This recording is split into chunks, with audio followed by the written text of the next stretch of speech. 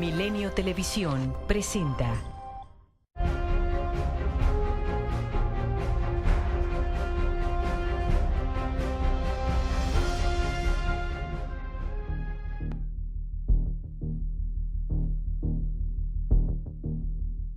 ni confrontación ni sumisión. La solución es el diálogo y la negociación.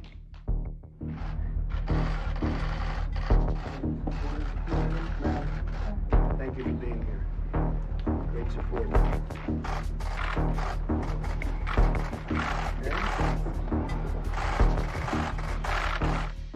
The Secretary of Homeland Security, working with myself and my staff, will begin immediate construction of a border wall.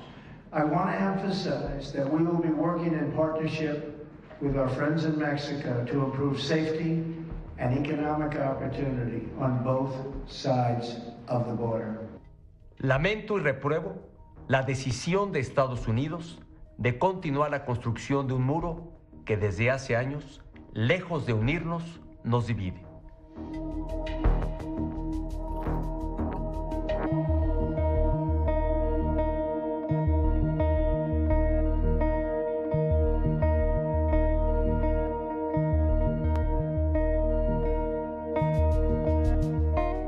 Tengan ustedes la certeza de que el diálogo continúa, la relación sigue siendo fluida, estrecha y vamos a seguir trabajando.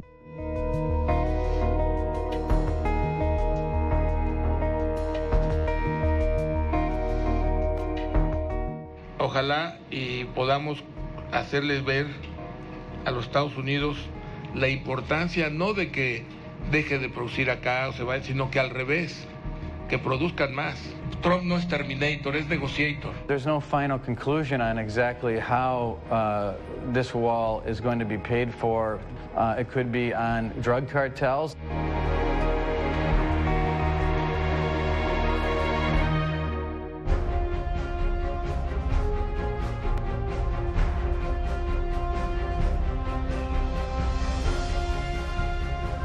Buenas noches. Este programa especial está dedicado al tema que pues mantiene al mundo en vilo y me acompañan Maite Azuela, politóloga, analista, activista, muy activa. Estás en redes sociales.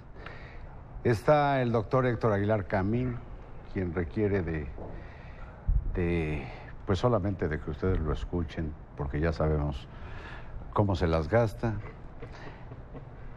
Mi querido admirado Rafael Pérez Gay, Carlos, que ustedes pueden leer como a Héctor también, y como a Nicolás Alvarado y hasta a mí, aquí en Milenio, diario en milenio.com. Y Maite, pues estoy muy hecho a que primero las damas. El desafío está ahí enfrente. El desafío. Por eso el programa se llama El Desafío Trump. Pues quizá valdría la pena arrancar, como lo vimos en las cortinillas, con el tema del muro. El tema de si realmente la respuesta de cuando Peña sale dubitativo a decir, bueno, pues con toda la información que tengo de quienes están en Estados Unidos en este momento, voy a evaluar si asisto o no asisto a la reunión y seguir insistiendo en que México no va a pagar el muro. Yo creo que habría entonces que replantearnos el tema a partir de esta discusión que sale hoy mismo a partir de la Casa Blanca, de que el muro se puede pagar probablemente a partir del dinero que se les quite, se les incaute, ¿no?, a los criminales, al crimen organizado, quizá porque el Chapo ya está por allá, ¿no? Entonces seguramente se va a hacer un muy buen, yo diría, si podemos decir, un tesorito ahí de donde puedes recabar dinero para armar un muro. Y tú tenías muy claro, Nicolás, cuáles eran las otras posibilidades, además de la del crimen organizado, ¿no? De lo que habla el vocero Reince Priebus es de 4 posibilidades. Una es, no explica muy bien cómo, pero que los cárteles del narcotráfico terminen pagando el muro. Habría que convencerlos de ello, cosa que no se antoja antoja precisamente fácil. Otra es a partir de las multas que se cobren a los ilegales. Eso también se antoja bastante difícil. Otra es grabar las remesas, lo que sería particularmente preocupante para nuestro país. Y otra es un asunto que me parece digno de exploración, que es algo que el Partido Republicano ha tratado de impulsar mucho en el Congreso y que se llama el ajuste en frontera. El ajuste en frontera consiste en una política fiscal que grava las importaciones y que subsidia las exportaciones. A ver, yo creo, señora y señores, que estamos en un escenario bastante complicado, porque creo que el presidente Peña Nieto no puede aceptar que México pague el muro, pero Donald Trump no puede renunciar a su idea del muro. Es decir, teníamos todos la fantasía de que fuera una de estas vacuas promesas de campaña que olvidara en el momento en que llegara a la oficina oval, y resulta que no. Resulta que inmediatamente al tomar posesión, el tema que pone en la agenda es el muro. A estas alturas sería muy difícil que Donald Trump pudiera sobrevivir políticamente y conservar el apoyo de su base que necesita en un país dividido si lográramos convencerlo de no de no construir el muro. Creo que él va a construir el muro, pase lo que pase. Creo que nosotros no podemos pagar ese muro. ¿Cómo se resuelve? De una manera en que Donald Trump pueda decir al interior de los Estados Unidos: nosotros no estamos pagando el muro, y Enrique Peña Nieto puede decir aquí: nosotros no estamos pagando el muro. Creo que la posibilidad de este ajuste en frontera, que mi supina ignorancia en materia de política económica no logra dilucidar si es buena o mala, pero se antoja como una posibilidad que podría, digamos, distensar las cosas y mantener ciertos equilibrios al interior de cada país. Es decir, una política fiscal en Estados Unidos que lo que hiciera fue subsidiar las exportaciones, es decir, no gravar, no hacer parte de la base gravable las utilidades que tienen las empresas por concepto de exportación, pero sí gravar los costos en los que incurren para la importación, lo cual desincentivaría las importaciones. Eso le pegaría a la economía mexicana, sin duda, pero a lo mejor también es tiempo que México esté pensando en abrir su política de alianzas comerciales en el mundo un poquito más allá de los Estados Unidos. Yo quisiera incentivar la participación de Rafael Pérez Gay, que lo veo tomar nota puntual del Evangelio según Nicolás Alvarado. Estoy escuchando. Amén. Como todos ustedes saben, en esta mesa y todos los que nos están viendo esta noche, bueno, hemos pasado probablemente por la semana más grave, más tensa y más difícil que México haya vivido, pues no sé, probablemente en décadas. Efectivamente, el asunto del muro, yo los escucho y los escucho con atención. Me parece que de entrada, en una mesa como esta, a mí me gustaría decir no al muro. El muro no. El muro es una ofensa, el muro es un agravio, el muro es una humillación. Pero lo va a construir. Ese no es nuestro asunto esta noche. Bueno, no el mío. No el mío. Ni el mío. Yo estoy mi asunto esta noche es no al muro. Y no al muro, y transmitir a todos los que nos están oyendo, si me permiten el momento de activismo, francamente ya... no, simplemente no estamos de acuerdo. El presidente Peña lo ha hecho bien, esa es mi opinión. Y si ustedes me permiten, yo tuve oportunidad de leer, yo no sé si ustedes leyeron la carta que Peña Nieto le mandó a Trump. Sí. Yo tuve oportunidad de leerla. Es un documento realmente notable, cuyo único defecto es que no lo leyó a la nación. No sé por qué razón. Platícanos. Bueno, es un documento en el cual se refiere al respetado presidente Trump y le dice, uno, es francamente ignominioso que usted nos quiera cobrar el muro. Nosotros hemos detenido con altos costos a todos los migrantes centroamericanos que han intentado pasar con altos costos para mi país. Hemos tenido una guerra que ha costado 160,000 muertos para que no lleguen las drogas a su país, y miente usted. El déficit del cual usted habla es el déficit con China, que es el 56%. El de México es del 8%. Es un documento que inexplicablemente no se dio a conocer. Bueno, como ese documento no está hoy a la luz pública, digamos, me refiero solo a lo que el presidente Peña ha dicho. Me parece que ha respondido y ha respondido bien. Quizás tarde, probablemente tarde, pero ha respondido bien. Hasta ahí voy. Hasta ahí va. Sin demeritar. ¿Dónde está la carta? Porque aquí ya no pude yo intervenir sobre mi opinión con el muro. Las fuentes son sagradas, Héctor. ¿Dónde está la carta? Pero, bueno, Rafael tiene sus conectes ya no las... y tiene manera, conoce el muro, quizás tenga un túnel como aquel. para sostener lo que dice. Pero yo ahí, sin demeritar el esfuerzo que ha hecho Peña Nieto esta semana por dar alguna respuesta prudente, sí creo que la discusión sigue siendo si lo paga o no lo paga y en qué términos Pero lo paga. si me permites, Maite, Sí, disculpa Carlos. que te interrumpe. Yo creo que el muro emblematiza precisamente el desafío a Trump, que no es solo para México, Por sino eso para el tendría mundo. que ser un no al muro, no un no pago el muro. Dicho, bueno, a mí me sorprendería que alguien dijera sí al muro. No, pero es que lo el Pero es muro que ya lo lo va a dan construir. por Pero hecho. permíteme, Nicolás, porque yo creo que si Héctor Aguilar Camín sigue callado, esta discusión no tendrá sentido. Pienso que el muro simboliza el desafío a Trump para el mundo, incluido México. A mí me gustaría escuchar, Héctor. Bueno, yo lo que tenía entendido, ahí sí un comunicado oficial del presidente Peña de una conversación que tuvo con Trump, es que ya no iban a hablar del muro. Ya no en público. De Ya hecho, iban- no lo han hecho. Pero me hoy me reciben Yo a mí no con la saqué el noticia. No, pues tú de tienes que- información más confidencial que la carta. El señor vocero. No, el jefe de está gabinete hablando del muro y de cómo está lo va a hablando, cobrar. Pero es que, a ver, Héctor, el Entonces, esto presidente- empieza a tener un poco de una confusión como en una película de Juan Orol. Sí. La verdad, porque ya no sabemos bien a bien qué es lo que se han dicho, en qué han quedado. Lo que yo sé es que iban a negociar muy rápido, y se iban a ver muy rápido, y querían tener una conversación muy urgente, y el día que llegaron de mucha urgencia nuestros dos negociadores, los recibieron con un tuitazo diciéndoles, sin avisar, que la primera orden ejecutiva que firmó el presidente Trump era la del muro. Al día siguiente hubo un segundo intercambio y el señor Trump volvió a decir que si Peña Nieto no está dispuesto a pagar el muro, No tenía entonces no sentido tenía la sentido la visita. No se hizo la visita. Luego tuvieron una conversación telefónica. ¿Acuerdan no hablar del muro? En la cual, según el presidente de México, no según el presidente americano. Correcto. Quedaron en hablar del muro. Y lo primero que sucede hoy es que vuelven a hablar ahora de cómo nos van a cobrar el muro. Héctor, quedaron en no hablar públicamente del muro. Ahora, eso no se comprometió ayer el gobierno de los Estados Unidos, solo el gobierno Voy a mexicano. hablar de una cosa seria y no de estos intercambios. Bueno. Según el primer cálculo que ha hecho el Congreso americano de cuánto vale ese muro, vale entre 12 y 14 mil millones de dólares. Ese es el cálculo del Congreso americano, que ese sí hace las cuentas, no como el nuestro, tiene una ley y hacen primero la valoración de cuánto dinero cuesta, porque tienen que decir de dónde lo van a sacar de impuestos. Bueno, entonces...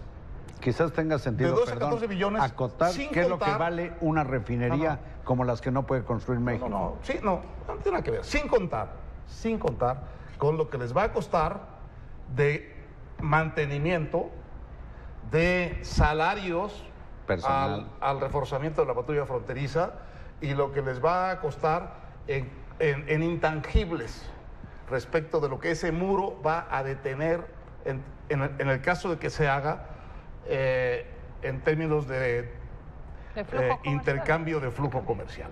Al final es una cuenta, ese muro es una cuenta como de 150 mil millones de dólares. Esa es la cuenta, digamos. Se decuplica. Bueno, entonces, yo creo, conforme avanzan las cosas, que este muro es, en este momento, solo lo que es una declaración de hostilidad hacia Sí. México. Sí. Y las posibilidades de que este muro se empiece a construir y se pague con uno o con otro camino, pues me parece a mí una de las primeras fantasías en que está sentado el gobierno de Trump al empezar su mandato. Ahora, yo concuerdo con Rafael Pérez Gámez. Si el presidente Peña no quiere hablar del muro, pues que no hable.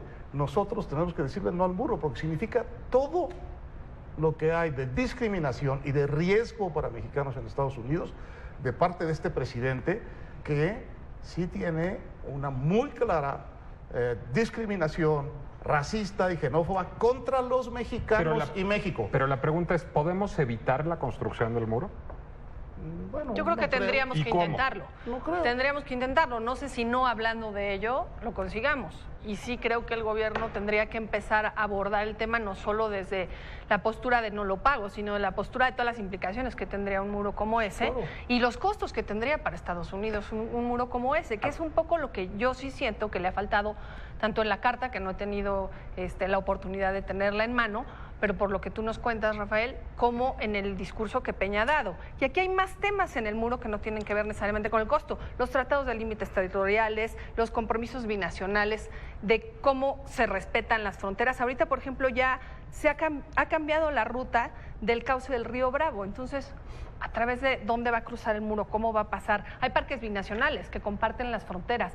Estos temas que tienen no solo que ver con cuánto cuesta, que es un dineral, sino ¿cómo se implementaría? ¿Y México se va a quedar callado hasta que se empiece a construir? Y trinacionales como el Tratado de Libre Comercio, etcétera, etcétera. Yo creo que seguir hablando del muro me parece que es perder la oportunidad de abordar el desafío a Trump de manera más amplia, porque, como bien dices, Héctor, hasta ahora es una serie de declaraciones y tuitazos, pero en lo que tiene que ver con el muro, puesto que ustedes se han pues trepado al muro, yo digo, en 3,000 y pico de kilómetros de frontera que tenemos con Estados Unidos, la tercera parte tiene muro. Es decir, a mí, la verdad, no me quita el sueño el muro, sabiendo que es una gran agresión. Como si tu vecino, en lugar de poner una barda entre tu casa y la tuya, Nico, pusiera, pues no sé, una malla electrificada con alta tensión. Pues, ay, caray, pues, es un muro que le hace muy más agresivo daño a él que a nosotros. Pero lo que digo es que muro ya hay. No se nos quite eso de la cabeza. Y creo que efectivamente lo único cierto en todo esto es que van a construir el muro, así se pase 3 de los 4 años de la administración. Pero creo que hay otros problemas mucho más de fondo que habría que ver. Por ejemplo, ¿qué va a hacer el gobierno mexicano ante solamente el caso de la probabilidad de deportación de 6 y pico de millones de mexicanos indocumentados que están, por cierto, en las más o menos 300 ciudades santuario? Y por lo que sé, pues no sé si alcancen los 1,000 millones de pesos que anunciaron que se va a destinar a los consulados. A mí me lo dijo el señor Videgaray poco antes de volar a Washington, que iba a haber una defensa en los tribunales gringos de acuerdo con las propias leyes gringas para defender que no se pueda deportar y no se pueda grabar las remesas de la manera como lo ha cantado este señor del pelo anaranjado. Es que, a ver, déjenme poner una provocación en la mesa. Yo creo que sí necesitamos hablar con Estados Unidos, pero creo que estamos con el interlocutor equivocado. Es decir, Donald Trump, y hay 2 extraordinarios textos de Dan McAdams en The Atlantic que les recomiendo mucho leer sobre el perfil psicológico de Trump. Trump no es que encarne una serie de valores que no son contrarios. El problema de Trump es que no encarna una serie de valores, ni contrarios ni cercanos a nosotros.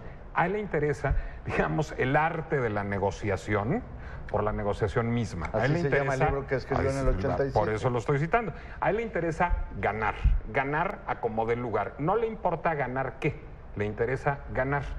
Creo que es un interlocutor con el que nos sería muy difícil hablar. Creo que sería mucho más eficaz que estuviéramos hablando, que tuviéramos una política de cabildeo con el Congreso estadounidense muy activa, muy vigorosa. Creo que y con el equipo de Trump es lo que están haciendo, han ido Sí, haciendo... pero yo creo que el Congreso es un mejor aliado que la Casa Blanca a estas alturas. Bueno, Porque además su equipo es muy similar a él, ¿no? Cuando uno va revisando los Pero no perfiles. negocias con aliados, ¿o sí, Héctor? Negocias con quien tienes que negociar. No, pero ellos lo Y pueden eso acotar. incluye al personal de Trump. Es el nuevo presidente de los Estados Unidos. Tiene el problema de que no ha nombrado todavía a su equipo. Naturalmente que el Congreso es otro gran interlocutor, los medios son otro gran interlocutor, los gobiernos estatales, pero en este momento el interlocutor central, y no puede ser otro, es el nuevo gobierno. Es el nuevo gobierno. Hay un problema con este nuevo gobierno, que es quizá que deberíamos diagnosticar bien y ver cómo le sacamos utilidad. Y es que realmente, salvo estos golpes de decisiones muy espectaculares, realmente no sabe qué quiere. Una de las sorpresas de los negociadores mexicanos que estuvieron ahí, hablaron 8 horas un día, 6 horas el día siguiente, cuando empezaron a hablar del Tratado de Libre Comercio, me preguntaron, bueno, ¿qué es exactamente lo que quieren cambiar del Tratado de Libre Comercio? El presidente no lo ha decidido aún. Entonces, si no hay materia de negociación, pues no puede haber negociación. Eso es una mala y es una buena noticia, porque quiere decir que va a tardar un tiempo en llegar a plantear exactamente qué es lo que quiere. Eso que él quiere es muy lesivo para México. Es ya en este momento lesivo para el ambiente en que viven los mexicanos allá, porque pueden haber empezado la persecución, pero está puesto toda la mesa para que empiece en cualquier momento. Hay ciudades que los protegen, pero hay otras que no. No todas esas ciudades se van a quedar protegiéndolos. Esa es, digamos, la amenaza más... Miami ya echó para atrás. Y que ven amenazados sus fondos federales. Después, se ha devaluado el peso, lo que se tenía que devaluar por la incertidumbre, se han suspendido algunas inversiones, pero todavía no hay realmente un efecto de tensión o de crecimiento de la economía mexicana por el efecto de la revisión del NAFTA. Quizá el tiempo juegue a nuestro favor, en el sentido de que conforme crezcan los problemas de Trump con el resto del mundo, nuestros problemas puedan ser más fácilmente negociables. Pero yo creo que para nosotros, para esta pequeña temporada de sano nacionalismo que el señor Trump ha traído a nuestras cabezas y a nuestras emociones, el muro es lo fundamental, porque es lo que simboliza la verdadera agresividad. Es su jaque mate del, en el juego del de vecino poderoso contra el vecino Es su débil. estandarte. El Es lo muro emblemático. es el símbolo perfecto del atropello y del peligro que representa este nuevo gobierno americano para México. Creo que estamos de acuerdo todos. Si estamos de acuerdo todos, yo les pido que aguantemos un momento aquí, a la audiencia también. Ojalá mantenga su interés en este programa especial, El Desafío Trump. Volvemos en unos minutos.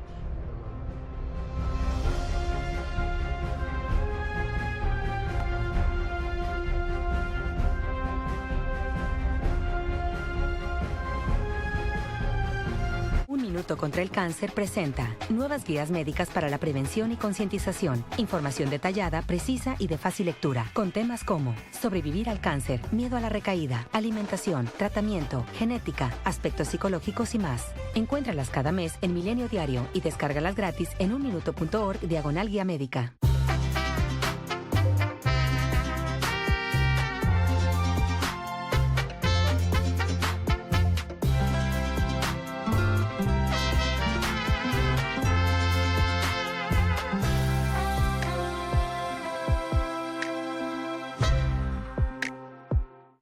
¿Cuánto más crees que sobreviva tu planeta? Porque todos necesitamos un lugar donde vivir. Vieco trae a México soluciones ambientales y ecotecnologías integradas para mejorar el medio ambiente. Vieco, trabajando por un mundo más limpio. Is not a nation. Beginning today, the United States of America gets back control of its borders, gets back its borders. De esta manera, el presidente de Estados Unidos anunció la construcción de un muro fronterizo con México. Pero no solo él piensa así. En otros países ya existen estas barreras. Hungría construyó 175 kilómetros de valla para acercar el país y evitar la inmigración. Sin embargo, cientos de personas siguen cruzando desde Serbia. Por eso, el gobierno promete nuevas leyes para restringir el paso de refugiados. Incluso prevé movilizar al ejército. En 2002, Israel construyó una barrera que lo separa de los territorios ocupados para impedir ataques palestinos. El muro se extiende por 723 kilómetros, poco más de 140 kilómetros que están sobre la línea verde, es decir, parte del territorio otorgado a Palestina en 1949. En 2011, Grecia levantó un muro de 4 metros de alto y poco más de 10 kilómetros de longitud al noreste del país, en su frontera con Turquía. El objetivo, detener el flujo de inmigrantes. Pese a las protestas de rechazo, en menos de un año concluyó su muro. Marruecos también reforzó los elementos de contención en la frontera con España para frenar la entrada de migrantes. Construyó la valla de Ceuta, una barrera física de 8 kilómetros de separación entre la ciudad autónoma española y la zona neutral que separa a España y Marruecos. El muro de Berlín asiático es la muestra más clara de la división de las dos Coreas. La relación entre ambas fluctúa entre la distensión y la tensión desde que en los años 50 libraran una guerra por las fronteras que dejó cerca de 2 millones de muertos. La línea física se extiende en el paralelo 38. El muro está cubierto de vegetación y junto a él, soldados. En meses iniciará la construcción de la barrera que separará físicamente a México y Estados Unidos. La frontera entre ambos países se extiende cerca de 3.142 kilómetros. De ellos, 1.046 ya se encuentran con cercas, vallas y muros. Lo que fue una promesa electoral se convertirá en una realidad. Para Milenio Noticias, Joana Casilla. And I believe the steps we will take, starting right now, will improve the safety in both of our countries. It's going to be very, very good for Mexico.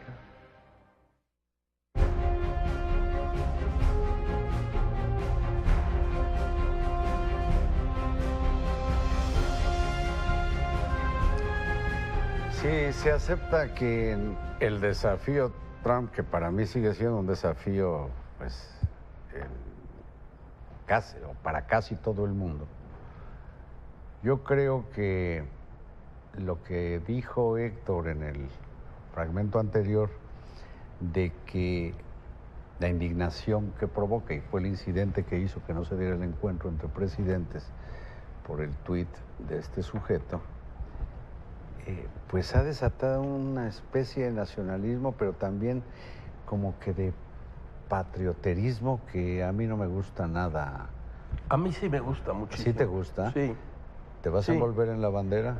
No, no hay que envolvernos en la bandera, pero me parece que es un momento que podría, les comparto en la mesa, caernos muy bien, en un momento de gran desaliento, en un momento en el cual sentimos que el país, porque efectivamente el país no va bien, y este gran incidente, este gran accidente histórico nos toma débiles como país, nos toma con un alto grado de inseguridad, nos toma con una corrupción visible a todas luces y nos toma con una falta de liderazgo. Esa falta de liderazgo podría ser suplida probablemente con una unidad que probablemente en el fondo diga: hay una identidad, sí hay algo que se llama mexicano, sí hay algo que tiene que ver con nosotros y que nos une a todos nosotros y que hace que tú no seas boliviano y que yo no sea colombiano. Entonces, a mí me parece que es un momento, si no lo exageras, porque nacionalismo solo ocasiona guerras y mala literatura, puede ser un momento realmente notable. Lo que pasa es que la bandera es útil para envolverse si se envuelve uno en ella en torno a algo. Creo que lo que tenemos es un nacionalismo vacuo en los últimos días. Es decir, no tienes, Nicolás, tienes el mejor nacionalismo, el mejor pretexto que has tenido en las últimas décadas. No, ok, estemos unidos. ¿En torno a qué? Es decir, a partir de esto, ¿qué tenemos en común como nación? Es decir, tenemos un compromiso con ¿qué? Es decir, ¿cuál es la agenda política, social, económica, cultural con la que vamos a dotar de contenido ese nacionalismo? Porque el nacionalismo está muy bien si sirve para algo y si nos permite encontrar lo que tenemos en común. Creo que no nos hemos esforzado. Te pasaste de intelectual, Nico, te pasaste. A mí, por ejemplo, para mi paciencia te pasaste. Pensaste mucho más de lo tolerable para mí. No, bueno, a ver, tú sabes en torno a qué estamos unidos. A ti no te entusiasma ese No nacionalismo. me entusiasma, pero entiendo. Yo inclusive creo que puedo demostrar la inexistencia, por ejemplo, de Juan Diego, y por lo tanto todas sus consecuencias, y sin embargo me confieso guadalupano. Es decir, en nosotros está que si el hospitalario pueblo mexicano, que si los bullangueros y futboleros y tas. Y también, por cierto, un trocito de saqueadores de Chedraui o de Walmart. Es decir, somos un licuado de cosas que conforman, sí, aunque parezca arbitrario, se le criticaba mucho a Octavio Paz por haber hecho en El laberinto de la soledad una generalización, pero sí hay lo mexicano. Entiendo esa parte, pero también creo que ese nacionalismo, si no es a partir del reconocimiento de la necesidad que tenemos, pues yo diría de tomar en cuenta las instituciones, que deben dar la pelea, sí, claro, pues no podemos nosotros impedir que el efecto Trump avasalle a los mexicanos. Se requiere de un liderazgo, se requiere de un Juárez, se requiere de un Zaragoza. Yo no sé si Videgaray sea el Zaragoza de Enrique Peña Juárez, porque no había habido un problema de esta magnitud. Pero además se desde requiere la guerra del 47, y de eso sí hay que tomarlo muy en cuenta. Y quizás por eso entusiasma, pero no para ir como en turba en apoyo de quién sabe qué, porque somos muy nacionalistas. La única persona que constitucionalmente puede encabezar la pelea de los negociadores se llama Enrique Peña Nieto. Si no se reconoce esa premisa, pues estamos torcidos, porque entonces ¿quién va a enfrentarse? No sé si a Terminator o a Negotiator. Pero a mí se me cuecen las habas por ver a 2 millones de mexicanos en la calle. A mí también. De verdad. Pero ¿y eso qué solucionaría? Demostrando, diciendo no al muro, diciendo no estamos de acuerdo con esta amenaza definitiva que desde afuera se nos está imponiendo en este momento. Está bien, salen y al día siguiente Trump emite un tuit y dice G. Te sé decir que esa imagen le va a dar la vuelta al mundo y que esa imagen va a representar algo muy importante, que no solo es nacionalismo, que es una imagen que se niega a la indignidad de una ofensa sobre un país, como ocurrió en muchos otros lados del mundo. Pero yo creo que ya no alcanza, que no ha sucedido. O sea, ni siquiera ha sucedido en pequeños grupos. Yo de vez en cuando estoy como al pendiente de los movimientos sociales, a veces incluso formo parte de ellos, y me doy cuenta que no alcanza el discurso porque se queda en un nacionalismo de sube tu foto de la bandera al Twitter o di no al muro, pero no trae una propuesta. Y de alguna manera, quienes estamos acostumbrados, por cansados que estemos, a salir y manifestarnos, sabemos que ya no es suficiente si no hay algo que proponer al respecto. El decir no al muro sin algo que traiga contenido, no solo liderazgos, porque de acuerdo, será Peña Nieto el que tenga que encabezarlo, pero tendrá que estar arropado por un grupo fuerte de líderes de varios sectores sociales, no solo ciertos empresarios, ni solo ciertas organizaciones de sociedad civil, ciertas instituciones de educación superior. O sea, ya hay que retomar liderazgos ya constituidos y legítimos que pudieran llevar una agenda común de contrapropuesta para lo que simbólicamente es el muro, pero que sí representa cambios drásticos en la relación bilateral y obviamente en la historia pero del que país, aunque sea por lo pronto un taco de lengua, Héctor, ¿el muro se va a construir? Por eso, en fin, no lo sabemos, ya vendrá. Mira, lo que creo que tocamos en la mesa es una cosa bien interesante, y es este tema de qué es lo que nos une en torno al rechazo al muro. Bueno, creo que podría unirnos una de las mejores causas que pueden tener los mexicanos hoy.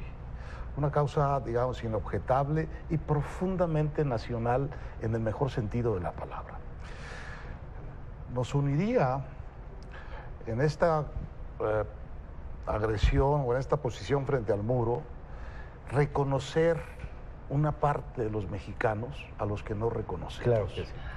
Que son los que están del otro lado. Claro. Y que, como el muro no viene solo, sino viene con una serie de órdenes y de criterios de a quién pueden perseguir en Estados Unidos, podemos decir hoy, si uno revisa esos criterios, que en este momento pueden perseguir en Estados Unidos prácticamente a cualquier persona que haya entrado ilegalmente. Perseguir es decir, buscar, detener y deportar. Como nunca que yo recuerde, esa parte de la población nuestra que no reconocemos como parte de nuestro nacionalismo ciego y torpe de antes, que termina en la frontera, los mexicanos no terminan en la frontera. Los mexicanos siguen a través de la frontera y México sigue a través de la frontera. De la misma manera que Estados Unidos no termina en la frontera. Estados Unidos sigue y está metido profundamente en nuestra vida institucional, política y ya no digamos de costumbres y cultural. Pero es decir, un no al muro es un no a la discriminación de los millones de mexicanos que están ilegalmente en Estados Unidos, que son nuestros connacionales, son nuestros compatriotas y aunque nunca los reconocemos, quizá esta crisis valga para ampliarnos la cabeza y el corazón hacia esos mexicanos que es como si no existieran, aunque de ellos recibimos 24,000 millones de dólares de remesas al año, pero es como si no existieran. Bueno, en defensa de esos mexicanos hay que decirle no al muro, y reconocer a esos mexicanos va a ampliar, yo creo que para bien, nuestro sentimiento nacional. Pero en abono, permíteme, Nico, perdón, porque adelante, si no se me va. Esto es como el metro. Y ya usted que es arranca nuestro no puedes editor, decir, además. suben. No, pero aquí no hay jerarquías. Pero en abono de lo que dice Héctor, suponer que quienes se jugaron la insolación, la vida, el pellejo o una detención cruzando la frontera de manera ilegal, imaginar que se fueron y pues ya, chao, bye bye, es no pensar en que por cada uno de los que se fue, pues hay familiares aquí que viven precisamente de las remesas que les envían de allá.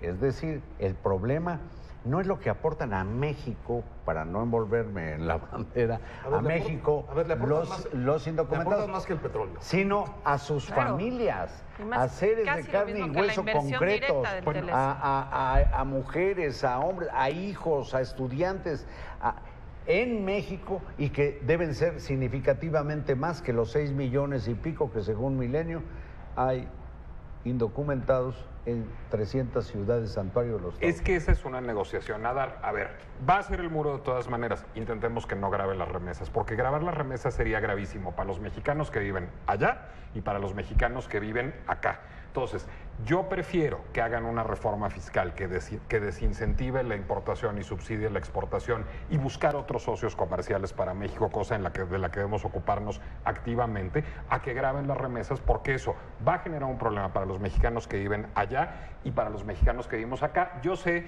que, digamos, hablar de realpolitik es poco literario y poco glamoroso, pero creo que también tenemos que pensar en eso. Pero quizá eso le da más contenido a una manifestación masiva, ¿no? No, o sea, como sea, esto tendrá que llegarse a una negociación. Como sea, ¿no?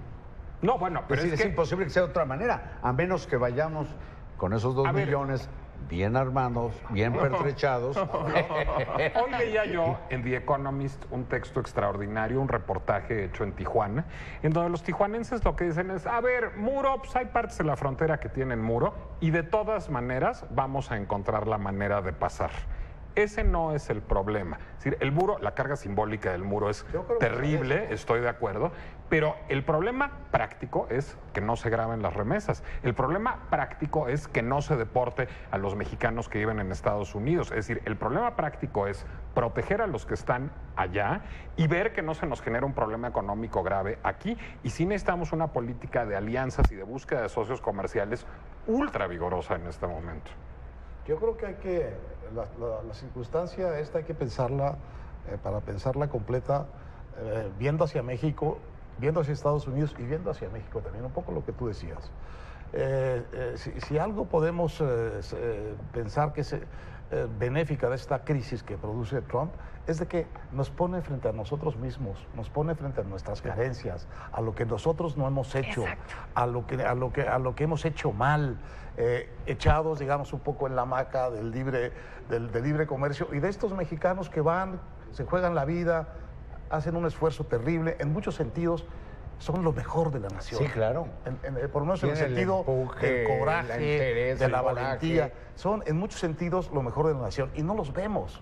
Y ahora que están realmente bajo amago, a mí ese me parece el compromiso número 1, Nicolás.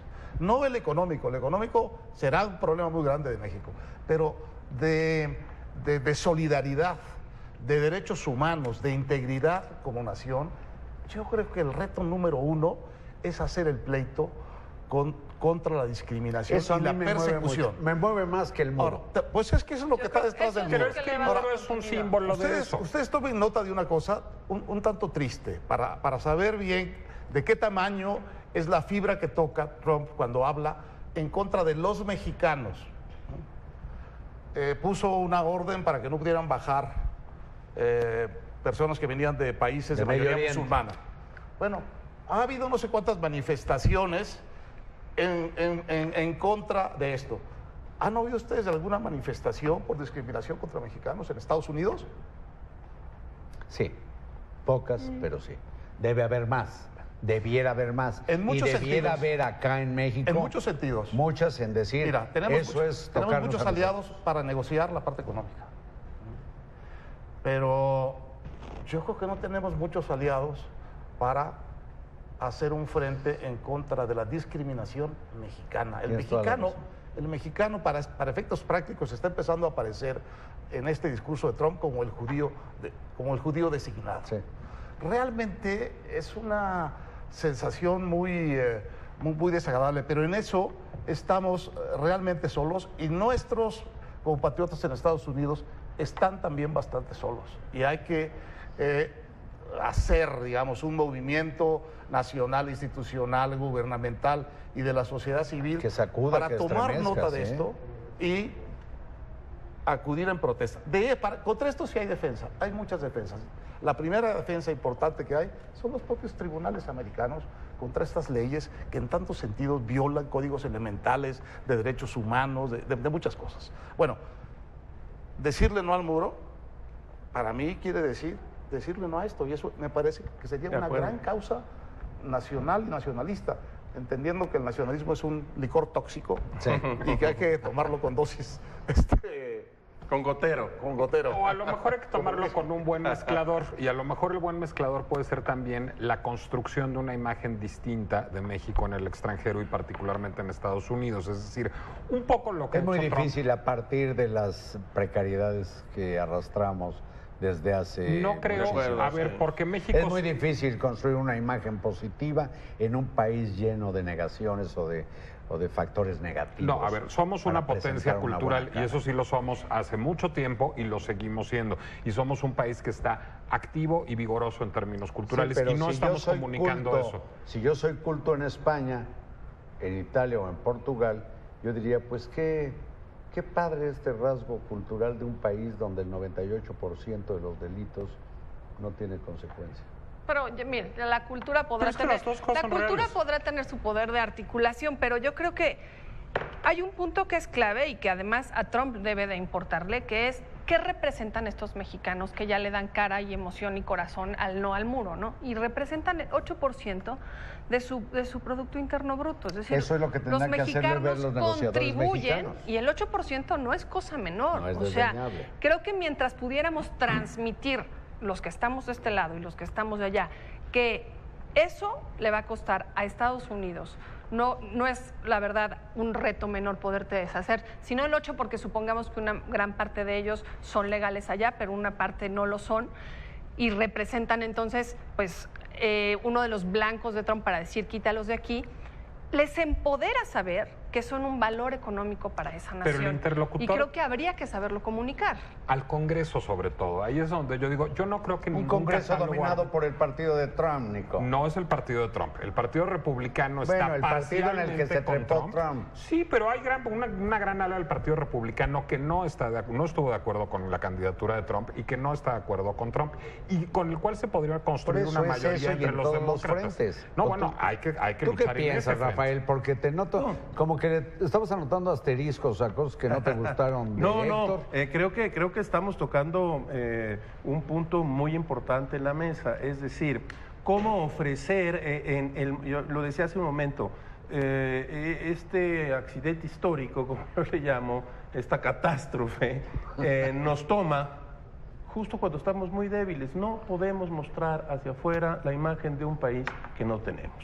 Porque no lo tenemos, porque tenemos serios problemas dentro desde hace mucho tiempo. Yo mencionaba la inseguridad, la corrupción.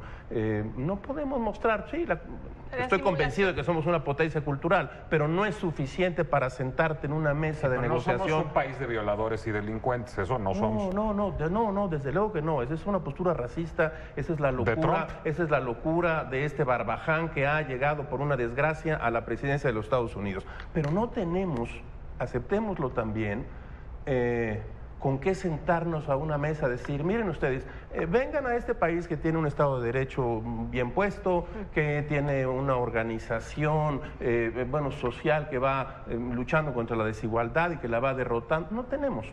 Tampoco es Corea del Norte, Rafa. Tenemos un país con problemas, tenemos un país con serios problemas. Y esos problemas serios problemas y yo creo, algunas, si no es que muchas ventajas. Un país contrastante, pero que tenemos una mal que democracia bien. muy imperfecta, pero tenemos termine. una democracia. A ver, tenemos un país con muchas limitaciones.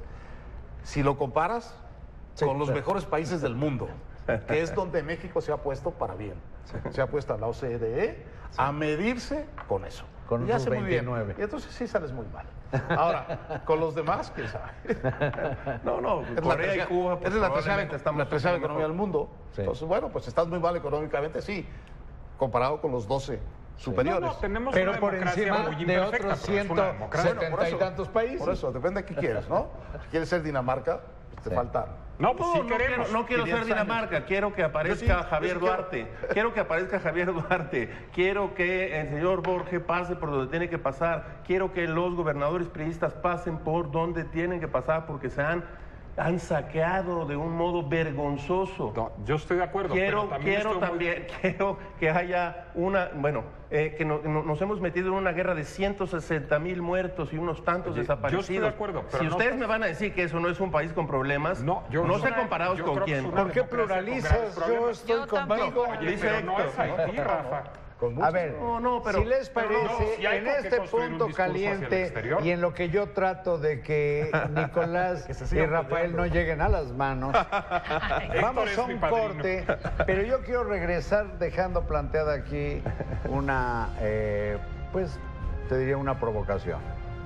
El bien que creo que ha hecho para algo que mencionó Héctor Aguilar Camín, algo así como la toma de conciencia de qué onda con nosotros los mexicanos a partir de dos factores: el desafío Trump y el gasolinazo.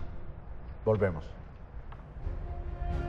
Pero yo pienso que el gasolinazo es una de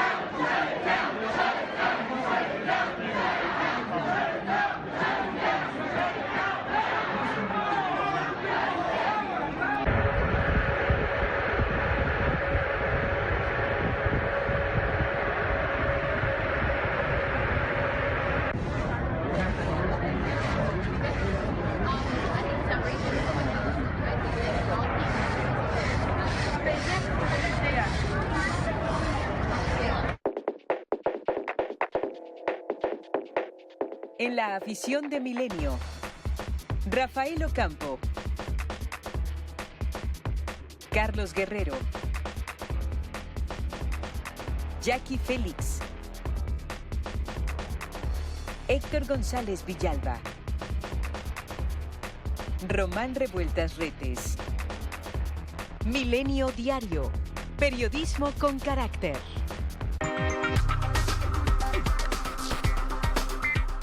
En Negocios de Milenio, Bárbara Anderson, Manuel Somoza, Juan Musi, Regina Reyes Heroles. Milenio Diario, periodismo con carácter.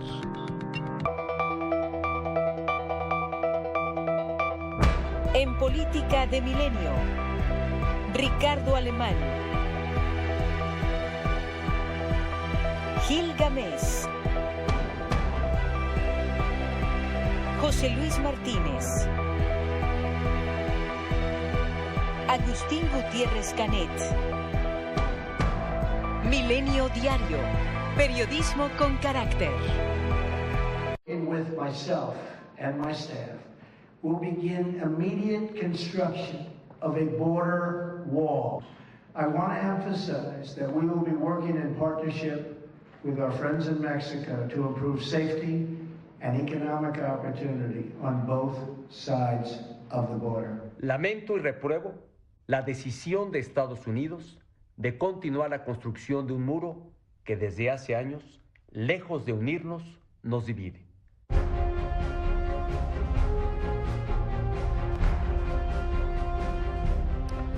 Dejé planteada la inquietud que cargo en el sentido de que la confluencia de lo que llamamos en este programa especial el desafío Trump y el gasolinazo propician esa revisión que tenemos que hacer en México, Héctor, lo digo, de lo que es pues algo así como otra realidad. No sé si la Tierra dejó de ser redonda y ahora vuelve a ser plana o poliédrica, pero se acabó el México de los subsidios. Eso me sugiere que se transformará la cultura de esperar todo del presupuesto o del gobierno o de la sociedad peticionaria, y saber que hay retos que nos implican en muchas áreas de la existencia en la relación con el país más poderoso de la Tierra. Yo pienso que la confluencia es afortunada para eso que tú dices de hacernos una revisión. Bueno, yo creo que tenemos que tomar nota de las cosas que nos compete a los mexicanos resolver, no en una negociación con ningún gobierno, sino con nosotros mismos y con nuestras instituciones.